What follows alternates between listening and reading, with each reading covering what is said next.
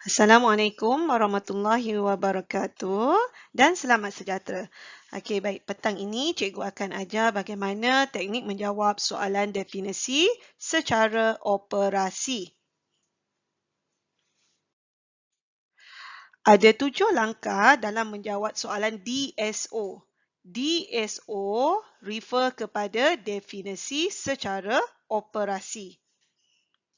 Yang pertama ialah kita menuliskan dengan istilah yang disoal dalam soalan.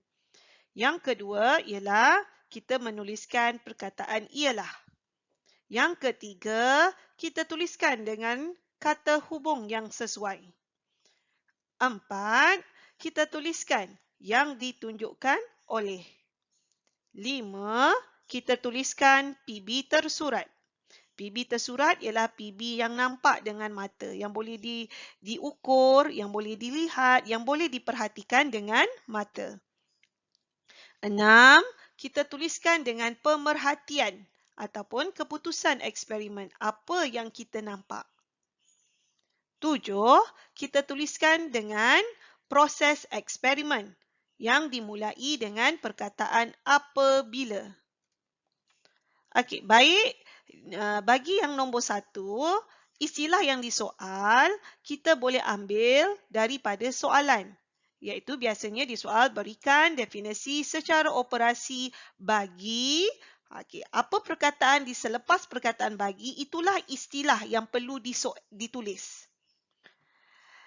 Berkenaan dengan kata hubung. Pilih satu yang sesuai. Sama ada bahan, proses, keadaan, mikroorganisma ataupun prinsip. Bagi nombor 4 dan nombor 5, biasanya kita gunakan untuk topik-topik dari tingkatan 5. Bagi nombor 1, 2 dan 3, boleh digunakan bermula daripada tingkatan 4. Bahan. Bagaimana kita nak pilih bahan?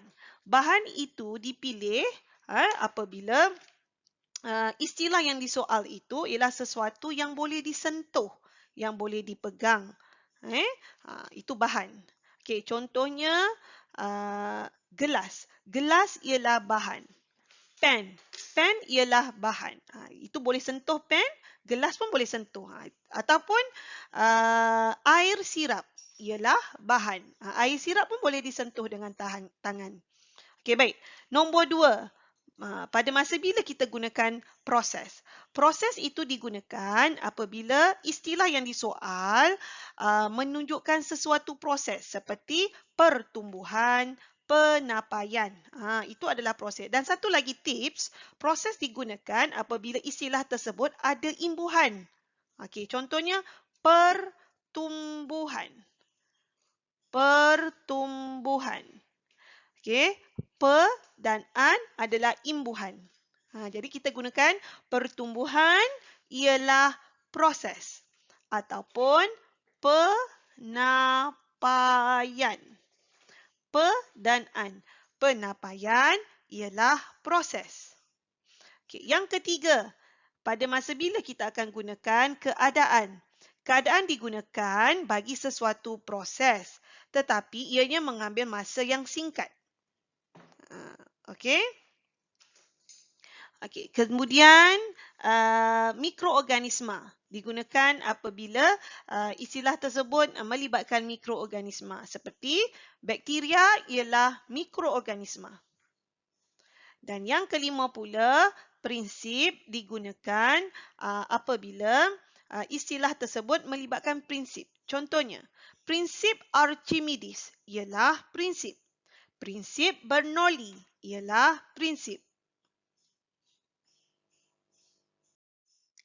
Ini adalah contoh soalan yang melibatkan definisi secara operasi. Dalam soalan ini, dia tanya tentang rajah 3.1 dan 3.2 menunjukkan suatu eksperimen untuk mengkaji tindakan asid etanoik dan larutan amonia terhadap lateks.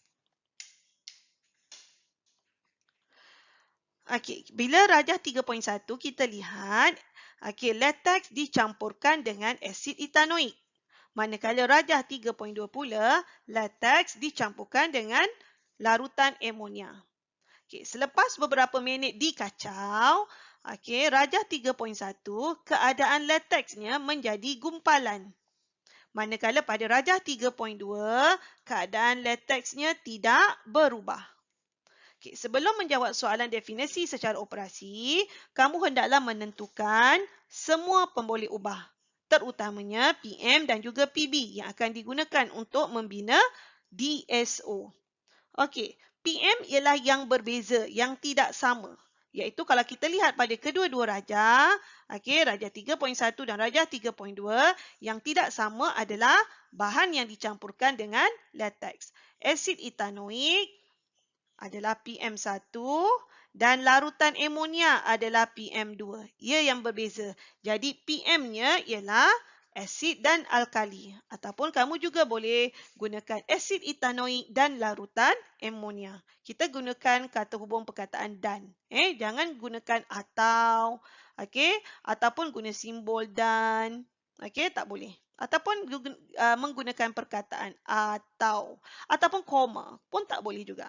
Kena guna perkataan dan. Okey, manakala PB pula adalah pemerhatian. Yang kita perhatikan adalah selepas beberapa minit dikacau. Iaitu kita lihat dia punya keadaan lateks. Iaitu pada Rajah 3.1, lateks menjadi gumpalan. Rajah 3.2, lateks tidak berubah. Jadi PB tersurat adalah keadaan lateks. Manakala PD pula, walaupun tidak digunakan dalam DSO, tapi kita tentukan juga di sini. Okey, PD adalah yang sama, iaitu faktor yang ditetapkan dalam eksperimen. Apa yang sama? Kita lihat dekat sini. Okey. Apa yang kita nampak? Isi padu lateks ini adalah sama bagi kedua-dua rajah. Okey, Rajah 3.1 kita gunakan 10 cm padu lateks. Rajah 3.2 kita gunakan 10 cm padu lateks. Maka pemboleh ubah dimalarkan adalah isi padu lateks. Okey, bagi soalan DSO yang pertama yang boleh disoal dalam soalan ini ialah berikan definisi secara operasi bagi asid. Okey. Okey, kita gunakan formula ataupun langkah yang kita dah belajar tadi. Iaitu yang pertama kita tuliskan dengan istilah yang disoal. Iaitu selepas perkataan bagi. Selepas perkataan bagi adalah asid. Maka kita akan istilah yang perlu ditulis, step yang pertama adalah asid. Okey, asid. Step pertama, istilah yang disoal. Okey, so nombor 1 sudah. Okey, nombor 2 ialah. Okey, ialah. Step yang kedua ialah. So, yang kedua ialah ada. Okey, step yang ketiga ialah kata hubung. Okey, apa yang sesuai dengan kata hubung yang sesuai untuk istilah asid? Asid boleh disentuh kan? Asid etanoik ini dia cuka. So, cuka boleh disentuh. So, kita gunakan bahan. So, step yang ketiga sudah. Okey, step yang keempat kita tuliskan yang ditunjukkan oleh. Ini step yang keempat. Complete. Okey. Dan step yang kelima ialah kita tuliskan PB tersurat. Apa PB tersurat? Keadaan lateks. So, keadaan lateks sudah ada. Yang kelima. Okey, dan yang keenam ialah pemerhatian. Apa yang diperhatikan? Okey, sekarang ni dia tanya tentang asid. Bermakna kamu kena lihat Rajah 3.1 di mana lateks itu dicampurkan dengan asid. Apa yang kita perhatikan ialah lateks tersebut menjadi lateks tersebut menjadi gumpalan. Okey. Sekarang menjadi gumpalan. Step yang ke-6 ada. Okey, dan step yang ke-7 kita tuliskan proses eksperimen yang dimulakan dengan perkataan apabila. Jadi, awak tengok pada Rajah 3.1, keadaan lateks menjadi gumpalan. Proses eksperimennya apabila lateks dicampurkan dengan asid etanoik. Ini step yang ke-7. So, step yang ke-7 ada. Jadi, definisi secara operasi bagi asid awak adalah lengkap. Okey, next. Okey. DSO yang kedua yang boleh disoal pada soalan yang sama, iaitu berikan definisi secara operasi bagi alkali. Okey, pada step ini yang pertama, istilah selepas perkataan bagi ialah alkali. Okey, alkali. So, step 1. Step yang kedua ialah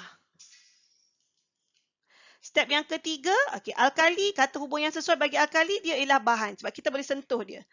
Okey, bahan. Okey, step yang keempat yang ditunjukkan oleh. Step yang kelima ialah PB tersurat, keadaan lateks. Step yang keenam ialah pemerhatian. Okey, untuk yang ini alkali ialah larutan amonia, maka kita akan lihat rajah yang rajah 3.2 iaitu keadaan lateksnya tidak berubah. Sebelum dicampur dengan selepas dicampur dengan larutan amonia, lateksnya tidak berubah. Jadi tidak berubah merupakan step yang keenam iaitu pemerhatian. Dan step yang ketujuh, proses eksperimen. Mulakan dengan apabila. So, apabila lateks dicampurkan dengan larutan amonia. Yang ni. Tengok pada rajah 3.2. Dia campurkan dengan larutan amonia. Okey, so dah lengkap definisi bagi alkali. DSO yang ketiga yang boleh disoal dalam soalan yang sama ialah berikan definisi secara operasi bagi penggumpalan lateks. Jadi istilah yang pertama ialah istilah bagi soalan ini ialah penggumpalan lateks. So ini adalah step yang pertama. Step yang kedua ialah step yang ketiga. Okey, yang kali ini kita pilih kata hubung proses. Kenapa? Sebab penggumpalan lateks melibatkan sesuatu proses. Dia ada imbuhan peng dan an. So, proses. Okey. Okey, kata hubung dah ada. Okey, step yang keempat yang ditunjukkan oleh. Okey, ada. Step yang kelima, PB tersurat, keadaan lateks. Ada. Step yang keenam ialah pemerhatian. Okey, kalau bagi penggumpalan lateks, kita akan lihat rajah 3.1 di mana lateksnya bergumpal.